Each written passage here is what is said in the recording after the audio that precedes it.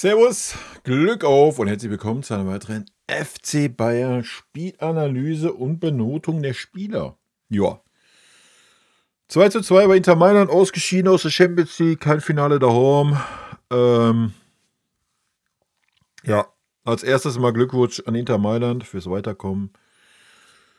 Und bevor wir da reingehen, wie immer der Hinweis, wenn euch gefällt, was ihr hier seht, lasst gerne ein Abo da auf dem Kanal, das ist völlig kostenlos auf YouTube und unterstützt damit einfach, was ich hier so tue. No?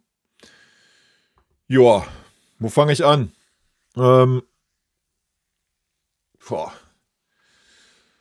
Ja, Spiel war über weite Strecken mittel von uns. Wir hatten ein paar gute Phasen. Erste Viertelstunde war gut. Letzte 10 Minuten in der ersten Halbzeit war gut. Nach dem Tor hat man dann den Unterschied zwischen Inter Mailand und uns gesehen. Ja. Inter Mailand hat gleich eine Reaktion gezeigt und das Heft des Handelns in die Hand genommen. Das Spiel bestimmt.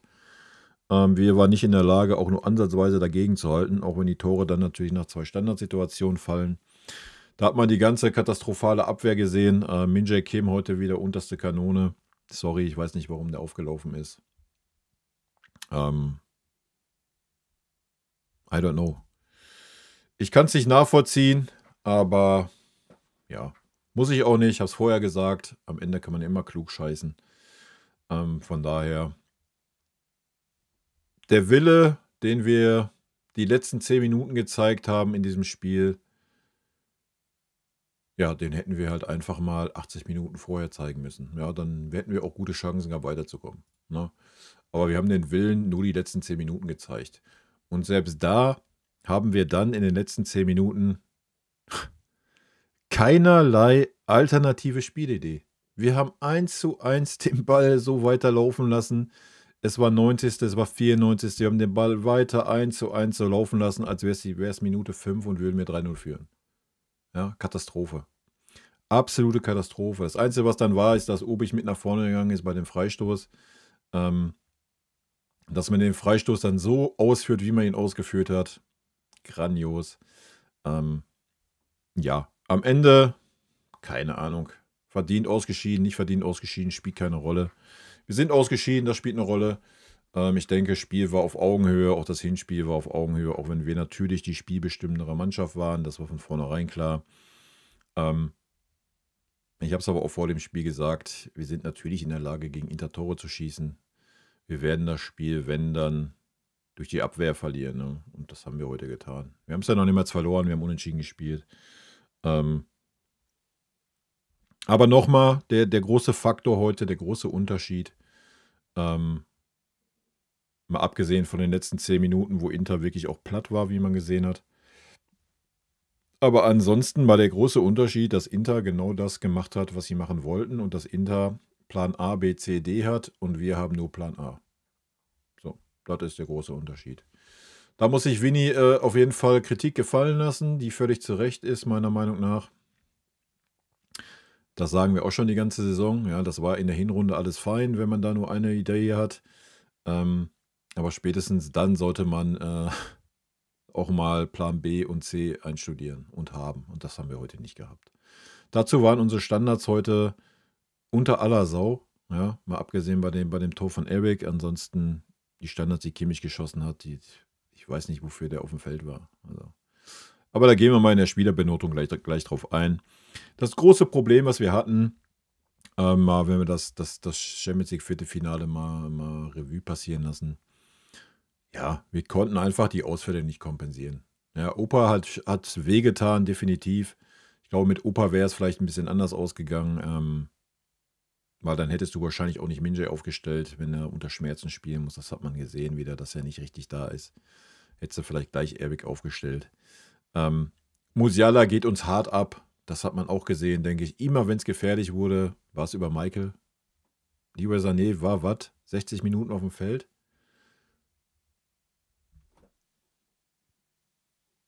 Warum? Ja, Spieler des Monats März, Vertragsverlängerung. Warum? Aufgrund welcher Leistung? Ja, da hat ja selbst ein Gnabry in 2 Minuten wieder mehr Gefahr ausgestrahlt wie Leroy Sané über 60 Minuten. Warum? Ja, Katastrophe. Warum ich einen Stunny in der Innenverteidigung? Stunny war mega stark in der Innenverteidigung, hat das Spiel angetrieben, hat das Spiel eröffnet, ist ein super starker Innenverteidiger, ja, habe ich auch schon gesagt. Wie eine Vorbereitung habe ich schon. Das Stunny auf der Innenverteidigerposition hat mir richtig gut gefallen. Warum hat man ihn da nicht schon gegen Dortmund hingestellt, um sich den Bums mal anzuschauen? Nein, dann kümmelt er wieder auf der linken Verteidigerposition rum. Und du hast in der Mitte Minjay stehen, der super schlecht war, an beiden Toren mitbeteiligt. Weiß ich nicht. Sorry. Das gilt es auf jeden Fall zu kritisieren. Am Ende des Tages, ja, trotz dieser Ausfälle, so ehrlich muss man auch mal sein, trotz dieser Ausfälle, die wir hatten, waren wir in beiden Spielen gleichwertig. Ja. Punkt. Kleinigkeiten haben das ausgemacht.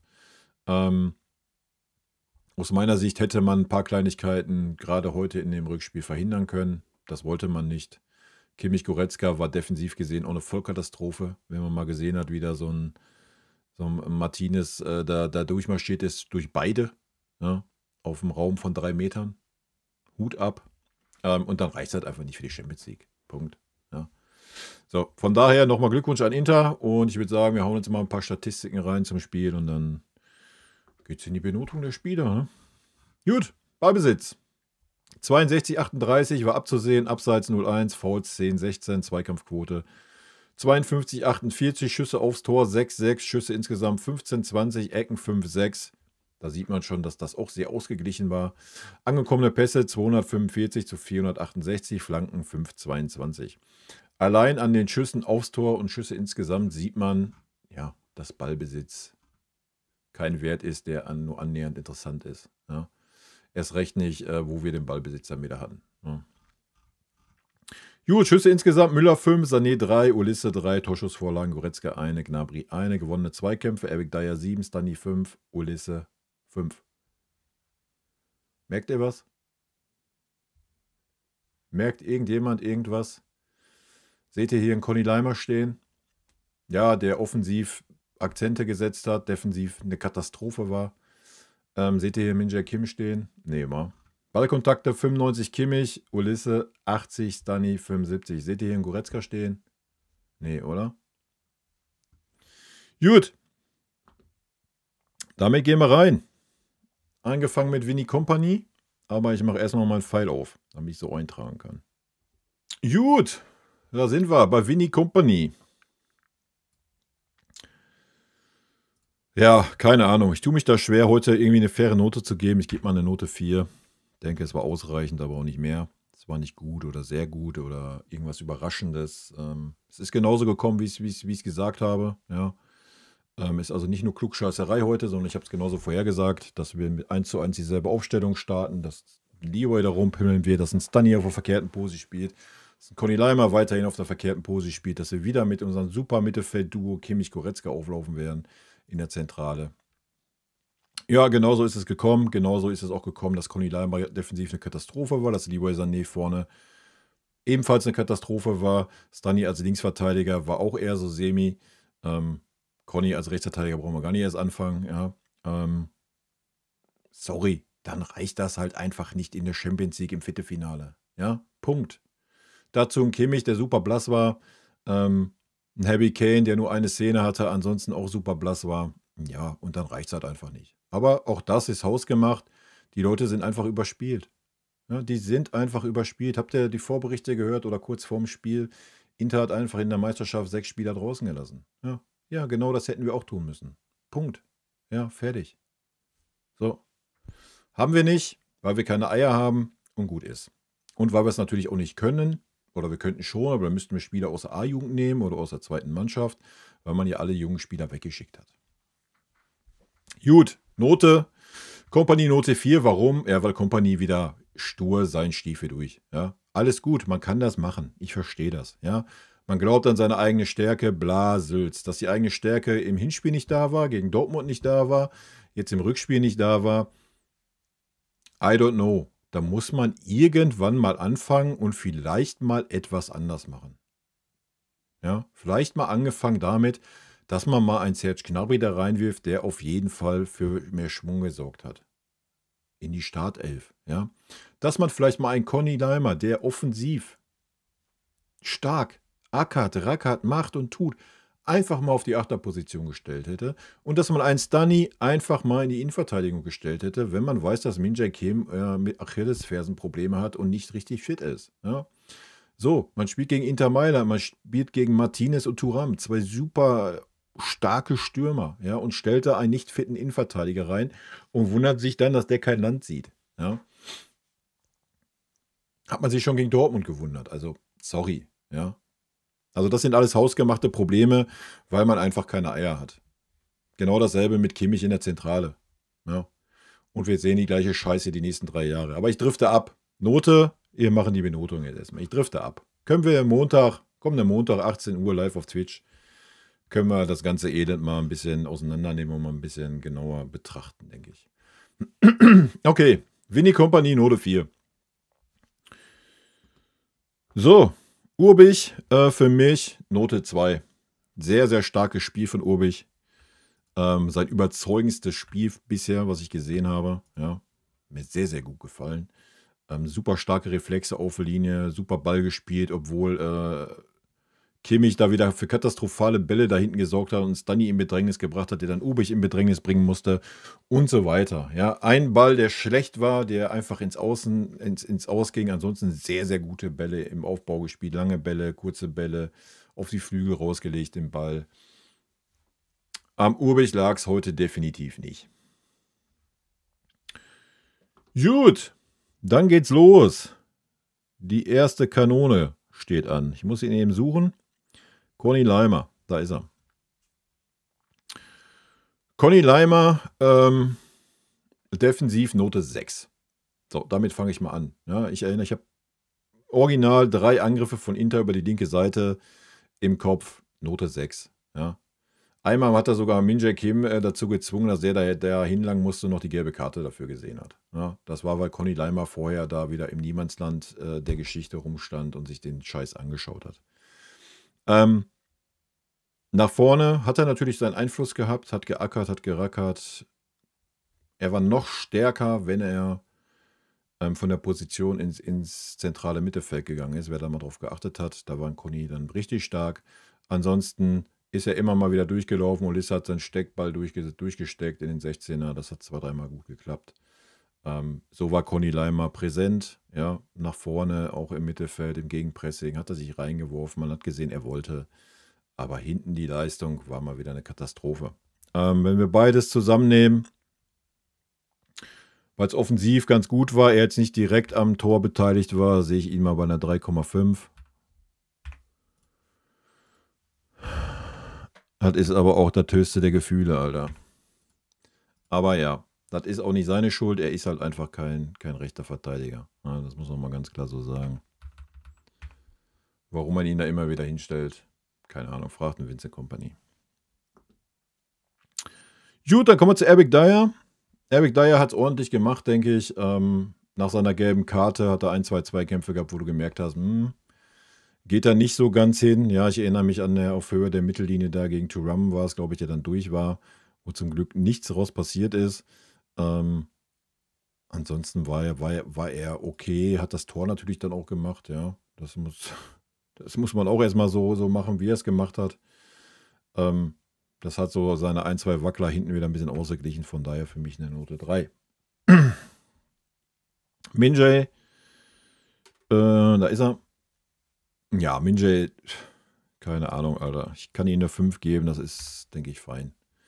Hat noch in der ersten Halbzeit 1-2 Zweikämpfe gut geführt, gerade im Luftkampf hat er 1-2 wirklich gut weggearbeitet, hatte da aber auch schon 1-2 starke Probleme, wenn es darum ging, rauszurücken.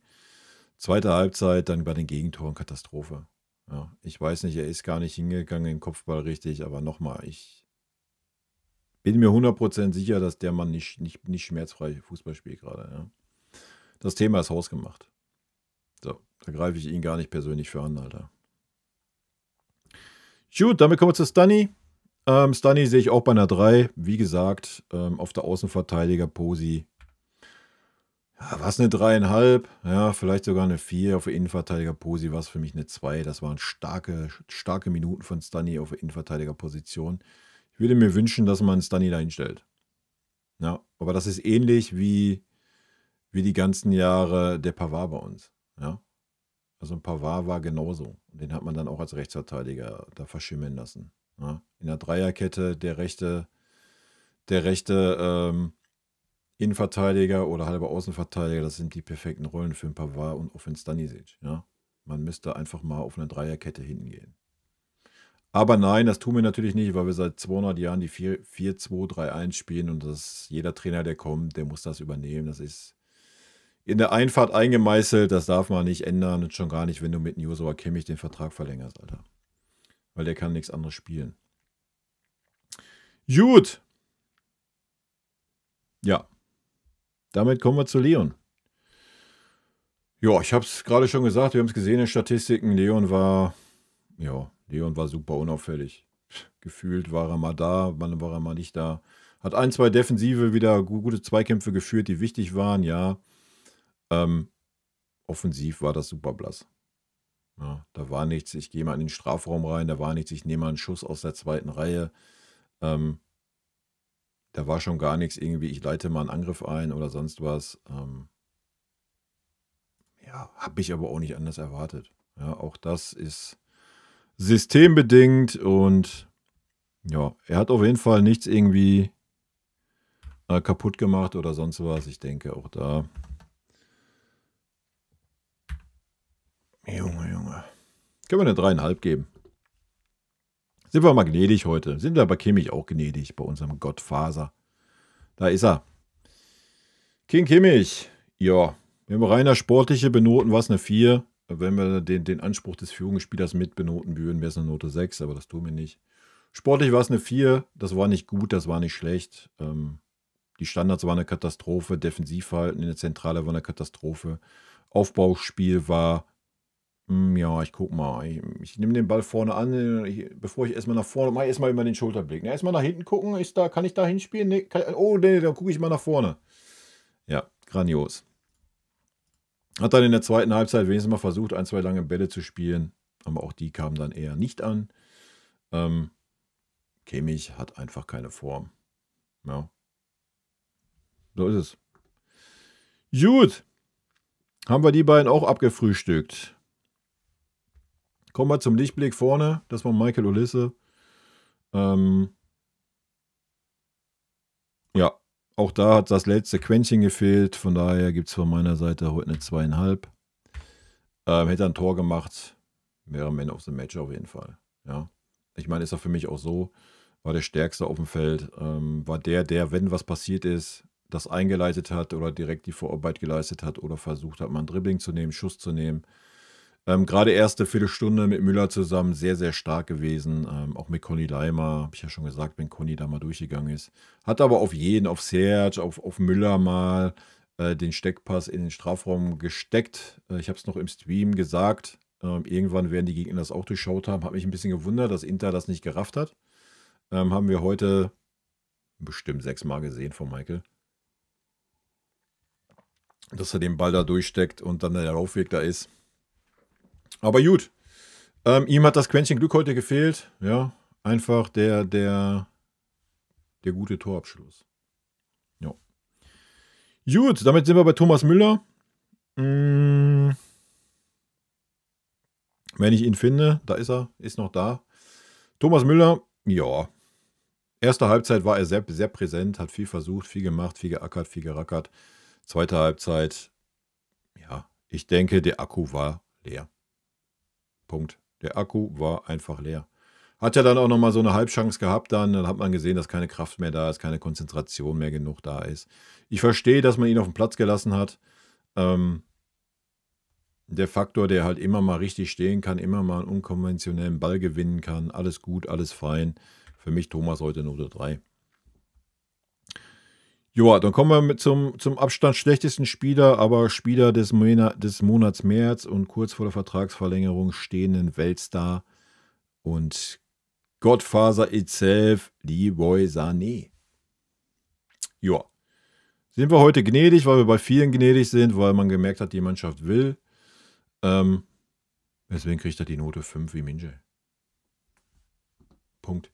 Wenn ich es noch begründen muss, dann habt ihr das Spiel nicht gesehen. Ich muss es nicht begründen. Jeder, der das Spiel gesehen hat, Der Mann war wieder nicht zugegen.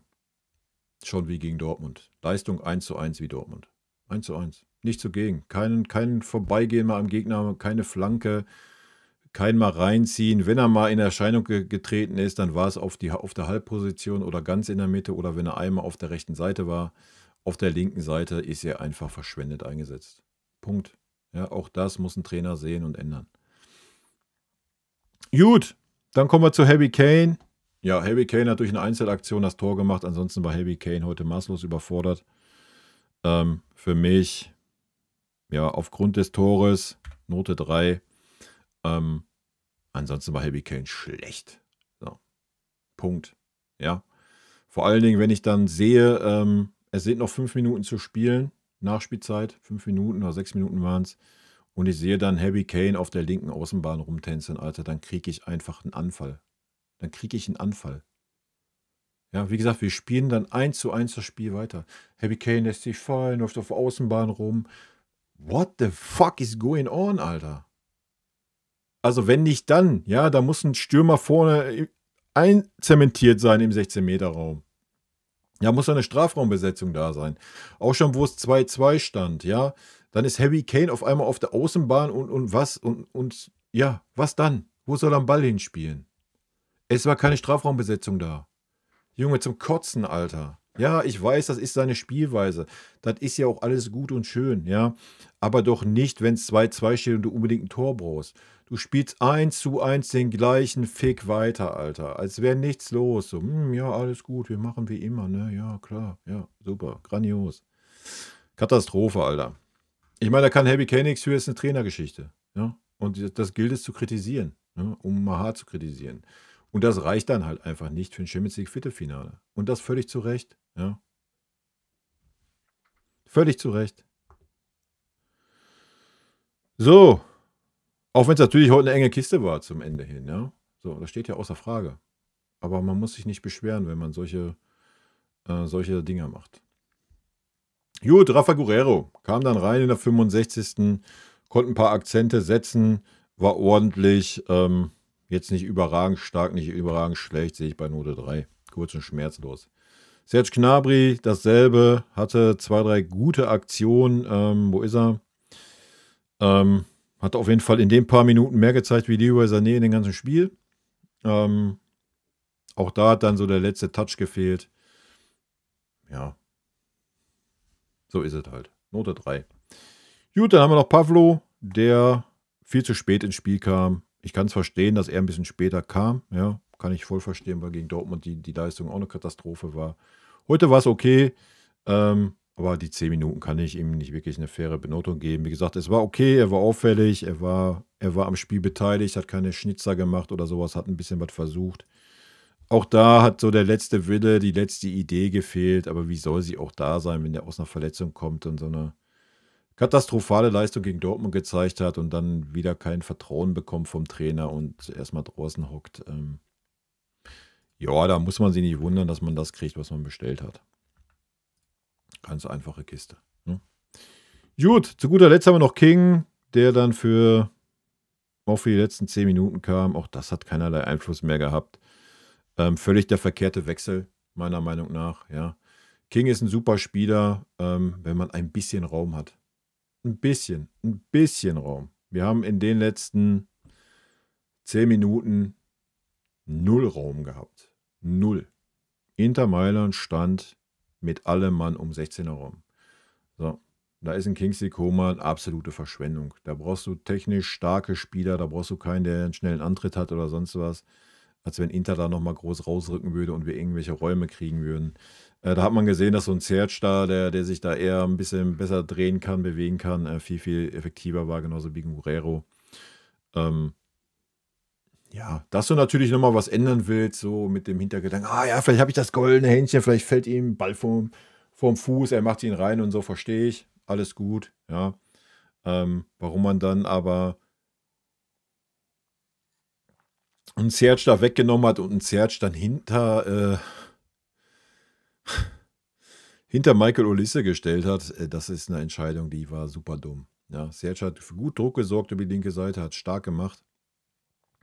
Warum man das dann nochmal umgeworfen hat, I don't know. Habe ich nicht verstanden. Ne? Gut. Das zur Benotung. Joa. Was soll ich noch groß sagen, Leute? Ich denke, wie gesagt, das Spiel war natürlich eine knappe Kiste heute, genauso wie das Hinspiel eine knappe Kiste war vom Ergebnis her. Ich denke, wir haben heute einfach unsere Schwächen komplett aufgezeigt bekommen von einer Mannschaft, die super abgewichst ist. Ja. So, Inter hat genau das gemacht, was sie machen mussten und genau in den Situationen, wo sie es machen mussten. So, nichts anderes. Ja. Wir haben ein Tor geschossen. 52. Zack.